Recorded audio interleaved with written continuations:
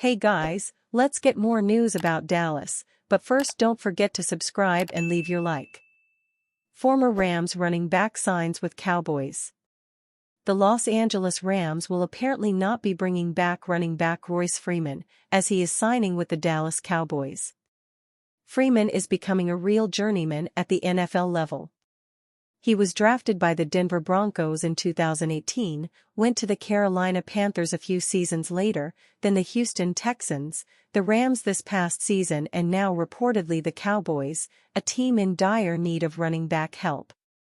The information disclosed so far is that it's a one-year deal, so Freeman very well could find himself on another NFL squad in a year's time. Freeman made some splash plays for LA last year and filled in at times when starter Kyren Williams was injured or needed a breather. Freeman is a former third-round pick for Denver, so he's always had talent. Whether it's been lack of opportunity or performance, he has seemingly not been able to hang on to lead back duties. Perhaps that changes in Dallas as they would appear to have an open running back room right now between Freeman and Rico Dowdle. The team can still add through the draft. For LA, they most likely need to figure out who they will add at RB to replace the loss of Freeman. Or perhaps second-year back, Zach Evans, is ready to take a step forward for the Rams, or there is another answer on the roster.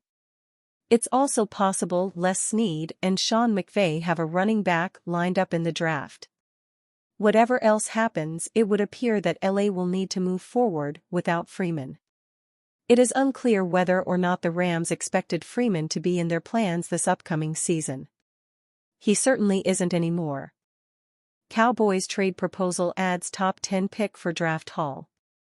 There is no question that the Cowboys need to add to their current roster, which is thin on the offensive line, thin on the defensive line, thin at wide receiver and very thin at running back. But the question is, how aggressive should they be in addressing those needs? We have seen the Cowboys scoff at adding players via NFL free agency. Perhaps they'll find some aggression during the draft, though. But whether that means moving up in the upcoming draft is a fair thing to ponder. That's what's happened over at Bleacher Report, where writer Alex K has the Cowboys perhaps offering a package of 3 very choice picks to move up to Atlanta's number 8 spot in this month's draft. The deal that K proposes is as follows. From the standpoint of the Falcons, the trade makes some sense. The big issue Atlanta had heading into the offseason was the team's lack of quality quarterback play. They addressed that by signing Kirk Cousins. With that hole filled, the Falcons can afford to move back and collect a few more picks with which to address holes. But there is less sense made here for the Cowboys, who have multiple holes to fill in the draft and are already down their 4th-round pick going back to the trade with the 49ers for backup quarterback Trey Lance last season. K seems more confident in the Dallas depth chart than is warranted. He writes, the Dallas Cowboys should be looking shore up deficiencies along their offensive line or on the edge in this year's draft, and they may not want to wait until number 24 to do so. At number 8, they could likely land a high-end year 1 contributor who can assist on a deep playoff run, something they need following last year's stunning wild card round exit. Dallas doesn't have many roster holes after 3 consecutive 12-5 finishes. It should be happy coming away with someone like Joe Alt or Jared Verse, the top offensive lineman and edge rusher on the Bleacher Report scouting department's big board, respectively. Of course, Dallas has plenty of holes. Tyron Smith, the starting left tackle, has departed. Tyler Biadasz, the starting center, is also out. Michael Gallup, the starting wide receiver, is gone.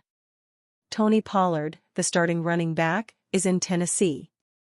Starting defensive lineman Doris Armstrong also bolted in free agency. Linebacker Leighton Vander Esch retired, and cornerback Stephon Gilmore is out as a free agent. Joe Alt or Jared Verse can't play all those positions.